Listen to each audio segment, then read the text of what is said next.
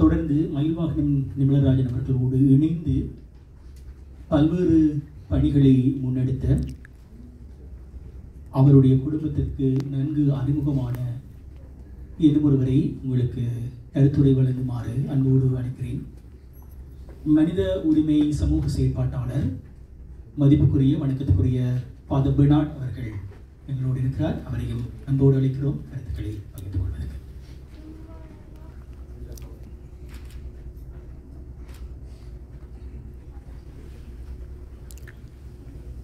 அனைவருக்கும் வணக்கம்.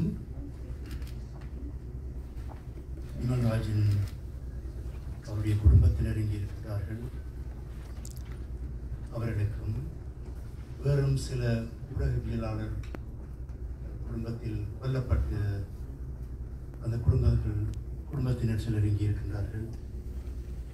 இவர்களுக்கு முதலில் எனக்கு அனுதாபத்தை தெரிவிக்க விரும்புகின்றேன். நிமல்ராஜன் உருவத்தில் ஒரு பெரிய ஆள் அல்ல, ஆளுமையில் ஒரு பெரியவர்.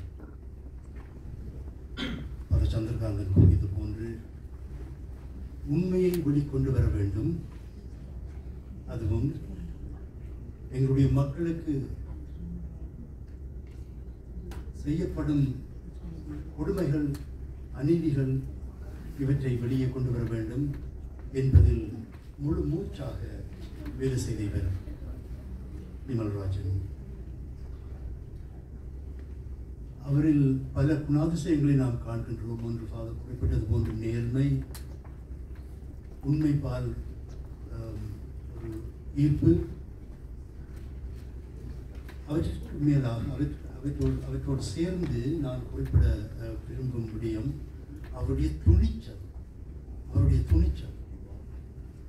ஓரிரு சம்பவங்களை நான் கூற விரும்புகின்றேன். இவருடைய கொலை நடக்கும் முன்பு, ஒரு கிழமைக்கு முன்பு, நாங்கள் இதை பற்றி கதைத்தோம். அவர் சொன்னார், ஃபாதர் 2-3 நாளாக எங்களோட வீட்டில் இரவிலே நாய்கள் குலைக்கின்றன என்று. எனக்கு தெரியும் அவருடைய பின்னணியும், அவருக்கு எதிராக எத்தனை பேர் இருந்தார்கள் என்பது எனக்கு தெரியும். இப்போ நான் சொன்னேன், தம்பி, உங்களுடைய குடும்பத்தினரை அங்கிருந்து வேறு எங்கேயும் கொண்டு போய் பாதுகாப்பான இடத்திலே கொண்டு போய்விடும் என்று சொன்னேன். எங்களுக்கு ஒரு புரிந்துணர்வு இருந்தது. அதாவது நிமல்ராஜனுக்கு ஏதாவது நடந்தால், ஏதாவது நெருக்கடி வந்தால் கட்டாயம் அதை என்னோடு பகிர்ந்து கொள்ள வேண்டும் என்று. அப்போ 2 ஊடகவியலாளர்கள், ஒரு ஊடகவியலாளரும் என்னோடும் தான் சில விடயங்களை பகிர்ந்து கொள்வதாக அவர் கூறினார். அதே இடத்தில் தான் நான் சொன்னேன், நம்ம அங்கே இருக்க வேணாம், குடும்பத்தை கொண்டு போய் வேறு எங்கேயும் பையும், நமக்கு ஆபத்து தெரிந்தானே என்று. அது முடிந்து அடுத்த நாள் நான் வெளிநாட்டுக்கு போக வேண்டி வந்தது. நான் நினைக்கிறேன் ஒன்று ஜெனீவா அல்லது நேபாளம், எங்களுடைய விஷயம் சம்பந்தமாகத்தான் கான்ஃபரன்ஸ். நான் திரும்பி வந்து 4-5 நாட்கள் மேல் திரும்பி வந்து அடுத்த நாள் கொஞ்சம் பிந்தி வந்து விட்டேன். அவரை தொடர்பு கொள்ளவில்லை. அடுத்த நாள் எங்களுக்கு ஒரு ஞானொருக்கம் இருந்தது சார்ட்டிலே. போய்விட்டு வந்ததும் பிந்தித்தான்.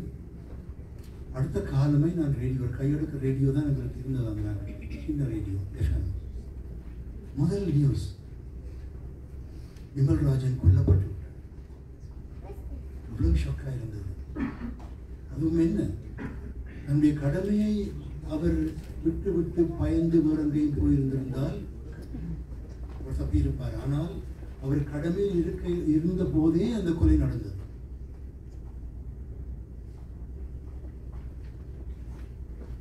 அவருடைய துணிச்சல் பற்றி ஒரு 2-3 சம்பவங்கள் நான் குறிப்பிட்டிருக்கின்றேன்.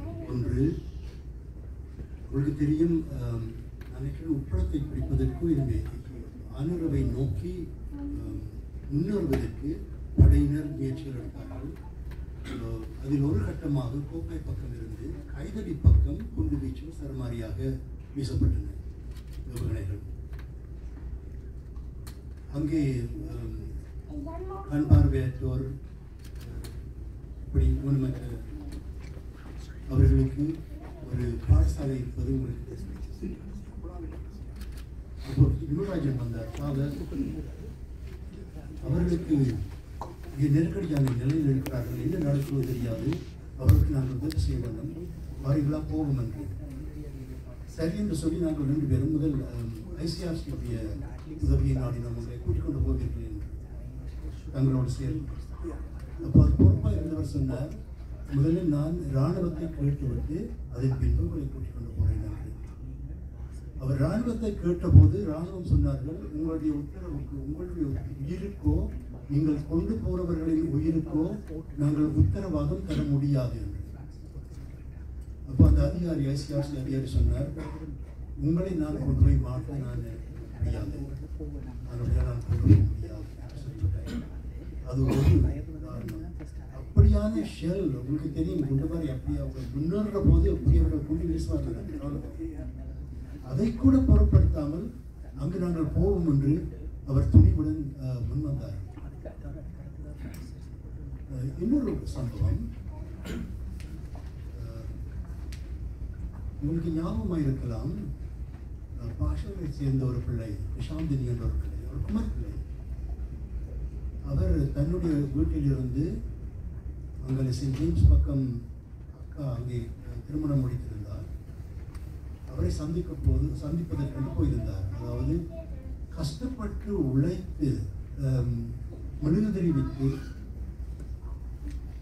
என்ன கயிறு அது செய்து அதை விற்று சேர்த்த பணத்திலே ஏதோ ஒரு நகை வேண்டியிருந்தார். அதை காட்டுவதற்காக, நமக்கு இடம் காட்டுவதற்காக போயிருந்தார். அதற்கிடையில் இந்த சவுக்கால சந்தியிலே ஒரு சம்பவம் நடந்தது. அங்கு ஒரு கைக்குண்டு வீசின போது ஒரு இராணுவத்தினர் கொல்லப்பட்டார்.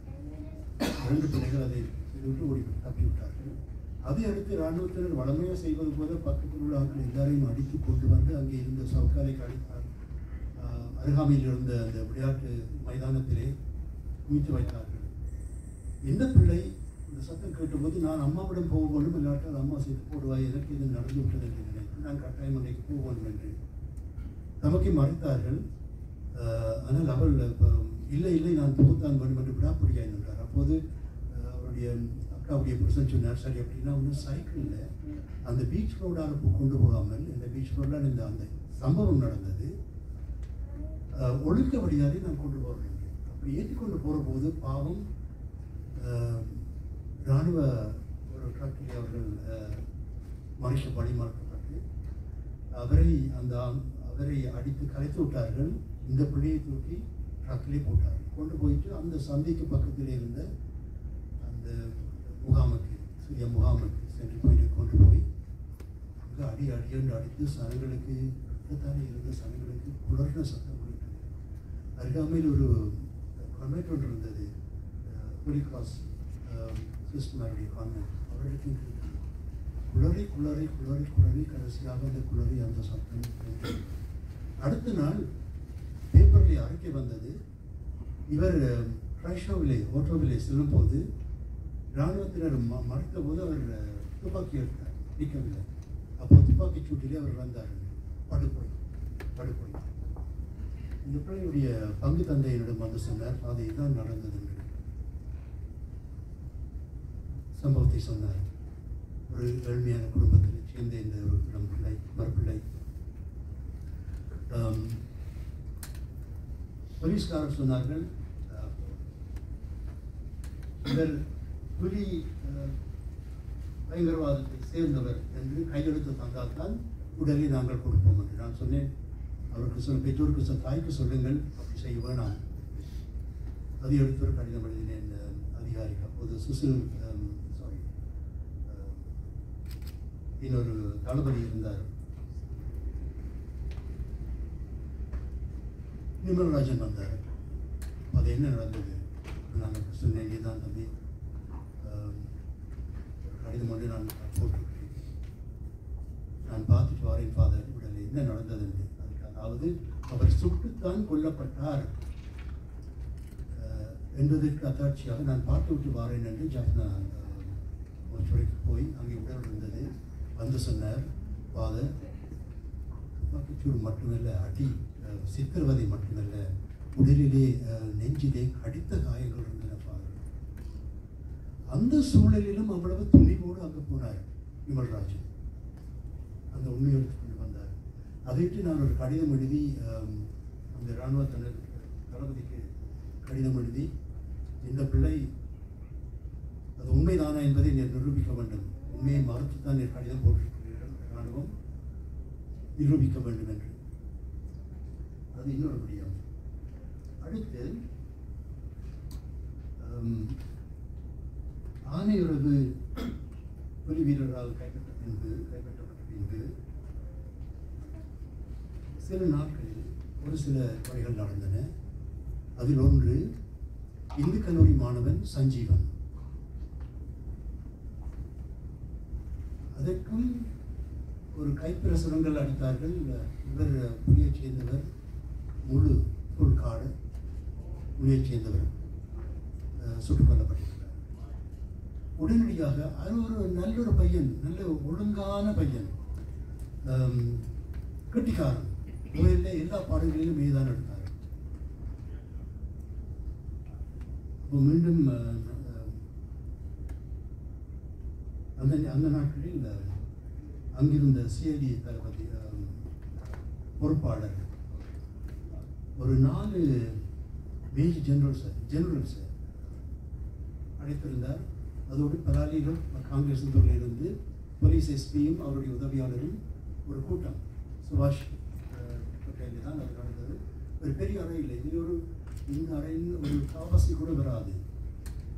ஒரு கூட்டம் என்னென்றால் இந்த ஜனதா சமூகத்தை சேர்ந்த பெரிய ஆட்களை கூட்டம் வைத்தார்கள். இப்போது இந்து காலேஜ் தொடங்கின பகிஷ்கரிப்பு, பாடசாலை பகிஷ்கரிப்பு, அதை அடுத்து மற்ற பாடசாலைகள், அதை அடுத்து யாழ்ப்பாண பல்கலைக்கழகம், இவர்கள் எல்லோரும் பகிஷ்கரிக்கின்றார்கள். இதை நாங்கள் ஒரு முடிவுக்கு கொண்டு வர வேண்டும் என்று சொல்லி அவரோட ஆலோசிப்பதற்காக கதைப்பதற்காக கூப்பிட்டிருந்தார்கள். அந்த வேளையில் எஸ்பி போலீஸ் சொன்னார், இவர் இறந்ததன் காரணம் சூட்டு காரணம்தான், சூட்டு காரணத்தால் தான் இவர் இறந்தார்கள். அப்போது அங்கே இருந்த ஒரு பெரியார்களை கேட்டார்கள், நீங்கள் ஏதாவது பற்றி சொல்ல போறீர்கள் ஒன்று. ஒருவரும் வாய் திறக்கவில்லை. அங்கு வைஸ் சான்சலர் பாலசுந்தரம் பிள்ளை இருந்தார், இந்து காலேஜ் பிரின்சிபல் இருந்தார், வெறும் பெரியார்கள் பல்கலைக்கழக மாணவர்கள் சிலர் இருந்தார்கள். அப்போது மிஸ்டர் பரமநாதன், உங்களுக்கு தெரியும் பரமநாதன் ஒரு செயற்பாட்டாளர், ஒரு நல்ல ஒரு மனிதன், மனிதநேய அமைப்புகளின் ஒன்றியத்தின் தலைவராக செயல்பட்டவர்கள். அவர் சொன்னார், மக்கள் பீதியிலே பிடிபட்டிருக்கின்றார்கள், இந்த ஃபியர் சைக்கோசிஸ் அதில் இருந்து அவர்கள் விடுபடத்தக்க சூழல் ஏற்படுத்தப்படுவாங்க சொல்லிட்டு அவ்வளவு சொல்லி போட்டு ஃபாதர் பெர்னார்ட் பேசுகிறார். நான் அங்கே போகணுமென்றே இருக்க இல்லை. அப்போ நான் கேட்டேன் எஸ்பி அவர்களை, கொஞ்சம் கூட சொல்லுங்க பார்ப்போம். அப்போ அவர் சொன்னார், மெடிக்கல் ரிப்போர்ட்டில் இதுதான் இருக்கிறது, இவ்வளவு தான் நான் சொல்ல எனக்கு உத்தரவு உள்ளது என்று. அதாவது சூட்டுக்காயங்களால் தான் அந்த மாணவர் இறந்தார் என்று. அப்போ நான் கேட்டேன், இன்னொரு கொஞ்சம் எங்களுடைய கற்பனையை கொஞ்சம் பாதிப்போம். கட்சியிலாக அந்த மாணவன் அங்கே வந்த போது, அந்த வழியாக சென்ற போது அவரை பிடித்து நீங்கள் அடியாடி என்று அழைத்து சித்திரம் செய்து கடைசி நேரத்தில் அவர் இறக்கும் தருவாயில் நீங்கள் சுட்டிருந்தால் உயிர் போன சூட்டு காரணங்கள் தான். அப்போ நாங்கள் எப்படி நீங்கள் சொல்வதுதான் உண்மையில் எடுக்கலாம் என்று. அப்போ அவர் சொன்னார், சரி ஒரு 2 கிழமை தாரன், நீங்கள் ஏதாவது வேறு தகவல் தருவதாக இருந்தால் கடிதம் எழுதுங்கள். அப்போது நிமல்ராஜன் வழக்கமாக நாங்கள் பகிர்ந்து கொள்வோம் என்ன நடக்கிறது என்று வந்தார். அவை ஒரு ஒழுங்குடு செய்யணும், நாங்கள் அந்த வீட்டுக்கு போகணும், அந்த நடந்த இடம் வீடு கட்டுத்தான் இருந்தது, அதை கண்ட சாட்சி ஒரு ஆள் எனக்கு தேவை. அப்போ சொன்னேன், ஃபாதர் அந்த வழியாக போயிடாது, இன்னும் இராணுவத்தினர் அந்த இடத்தில் இருக்கிறார்கள், உங்களை நான் ஒழுங்கை வழியாலே கூட்டிக் கொண்டு போகணும் என்று 2 பேரும் சைக்கிளில் போனோம். அங்கே போய் அவர் ஒரு அதை பார்த்திருந்த அருகாமையில் இருந்த வீட்டிலிருந்து ஜன்னலூடாக பார்த்திருந்த ஒரு பெண்மணி அங்கு ஒரு தாயாருக்கு வந்திருந்தார் சாட்சியம் சொல்றதுக்கு. அவர் சொன்ன சாட்சியத்தில் இருந்து நிச்சயமாக புரியல் 2 பகுதிக்கும் ஒரு துப்பாக்கி நிகழ்வு நடந்த போதுதான் அவர் கொல்லப்பட்டார் இல்லை. பாவம் அவர் அந்த லேடி சொன்னார், அந்த தாயார் சொன்னார், அவர் இங்கிலீஷிலும் சொன்னார், தமிழிலும் சொன்னார், நான் ஒரு மாணவன், ஐ எம் ஸ்டூடெண்ட் என்று பொருட்படுத்தாமல் சுட்டுக் கொண்டு விட்டார்கள். அப்போது ஏனைய தகவல்களை நான் சுருக்கமாக பாடுகின்றேன். அங்கும் அந்த இராணுவத்தினர் அதை பார்த்துக் கொண்டிருந்தார்கள். அது ஒரு பெரிய விஷயமாக இராணுவத்தினர் அந்த நேரம் நினைத்துக் கொண்டிருந்தார்கள், கணித்துக் கொண்டிருந்தார்கள். ஏனென்றால் இராணுவத்தினருடைய நிர்வாகத்திற்கான யாழ்ப்பாணம் இயங்கிக் கொண்டிருந்தது. அவர்களோடு சேர்ந்து சில குழுக்களும் இருந்தன, உங்களுக்கு தெரியும், அரசியல் குழுக்கள். ஆனால் அப்படியான சூழலில் கூட அந்த நிமல்ராஜன் ஒரு அச்சமின்றி என்னை கூட்டிக் கொண்டு அங்கே போனார்கள். அதன் பின்பு அதை நான் எடுத்த தகவல்களை எடுத்து ஜனாதிபதிக்கு ஒரு கடிதம் அனுப்பும்படி மனிதநேய அமைப்புகளின் செயலாளராக இருந்த அருமையான ஒரு மனுஷன் மிஸ்டர் சிவலிங்கம் என்று அவர் மூலமாக அனுப்பி வைக்கும்படி கொடுத்திருக்கிறேன். இப்படி இன்னும் துணிச்சலான அவருடைய துணிச்சலை பற்றி எடுத்து சொல்லக்கூடிய அதோடு துணிச்சல் மட்டுமல்ல, அந்த உண்மையை வெளிக்கொண்டு வர வேண்டும். எங்களுடைய மக்கள் படும் துயரம் துன்பம் இவற்றை வெளிக்கொண்டு வர வேண்டும் என்று அவர் கொண்டிருந்த அந்த பயபக்தி, அந்த அர்ப்பணம் எத்தனையோ வழிகளில் அதை நாங்கள் கொள்ள முடியும்.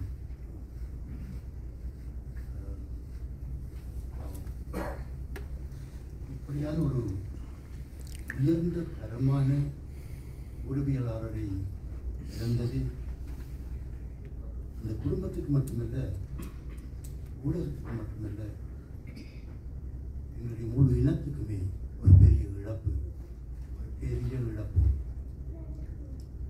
அந்த வகையில் அதை தாங்கிக் கொண்டது லேசாக இருக்கவில்லை. அவருடைய இறுதி திருப்பலியிலும் நான் வைத்தபோது அங்கு சொன்ன அந்த மறைவுரையிலும் நான் இதை குறிப்பிட்டிருந்தேன். பெரிய இழப்பு, பெரிய இழப்பு.